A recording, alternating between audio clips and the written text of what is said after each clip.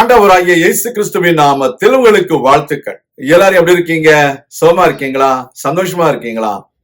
இந்த நாளிலும் ஆண்டவர் கொடுக்கிற ஆசீர்வாதமான வார்த்தை மத்தேயு 5ஆம் அதிகாரம் 15ஆம் வசனம். Matthew's gospel chapter 5 verse 15.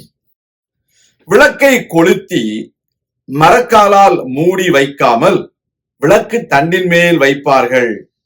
அப்பொழுது அது வீட்டில் உள்ள யாவருக்கும் வெளிச்சம் கொடுக்கும். அருமையான தேவனுடைய பிள்ளைகளே, ஒரு மனுஷனுடைய வாழ்க்கை எப்படி இருக்க வேண்டும் என்று ஆண்டவர் சொல்கிறதை பார்க்கிறோம். நாம் விளக்கை கொளுத்தி அதை மரக்காலால் மூடி வைக்க கூடாது.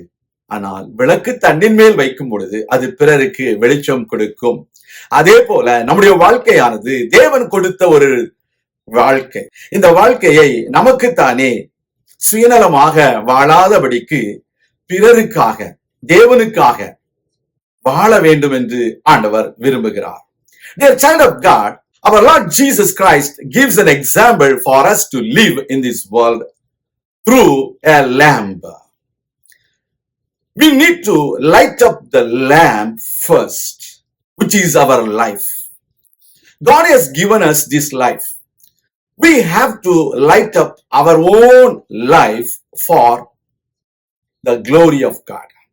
There are people, they complain that nobody lights up their life.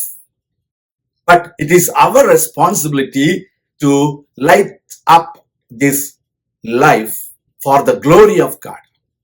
And also the Lord God says we should not put this light under a basket so that it will be giving light only to those people under the basket. But we need to keep it up on the lampstand so that it will give light to everyone around the lampstand.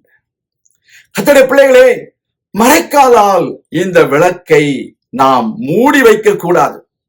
அது எதை குறிக்கிறது என்றால், சில மனிதர்கள் தங்களுடைய விளக்கை கொளுத்துகிறார்கள். ஆனால் அந்த விளக்கை வேற யாரும் அனுபவிக்க கூடாது, அந்த வெளிச்சத்தை அனுபவிக்க கூடாது என்று சொல்லி தங்களுக்கு தாங்களே ஒரு வட்டத்தை வரைந்து கொண்டு அதற்குள்ளே அவர்கள் சுயநலமாக வாழுகிறார்கள். அப்படி இருக்கக்கூடாது. We should not be selfish people to cover our lamp under the basket. We need to shine for the glory of God. That is what our Lord God expects us. The people, those who are around us, should testify God, the good works that the Lord does in our life. நம்முடைய வாழ்க்கையில தேவன் செய்கிற நல்ல காரியங்களை மனுஷர் கண்டு பரமபிதாவை மகிமைப்படுத்தும்படிக்கு நம்முடைய வாழ்க்கையின் விளக்கு பிறருக்கு பிரகாசமாக இருக்க வேண்டும். We should give light to the world. We should give light to the people, those who are in darkness. We should bring the people out of the darkness into the marvelous light, our Lord Jesus Christ. That is the responsibility of a believer.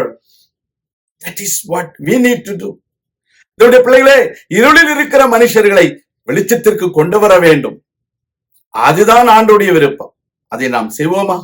கர்த்தர் உங்களை ஆசீர்வதிப்பார். நாம் ஜெபிக்கலாம். எங்கள் அன்பின் பரலோக பிதாவே, நாங்கள் விளக்கை கொளுத்தி மரக்காலால் மூடி வைத்து சுயநலமாய் வாழாதபடிக்கு பிறருக்கு நாங்கள் வெளிச்சம் கொடுக்கிறவர்களாய் வாழ, இருளில் இருக்கிற ஜனங்களை வெளிச்சத்திற்கு கொண்டு வர எங்களுக்கு கிருபை தாரும்.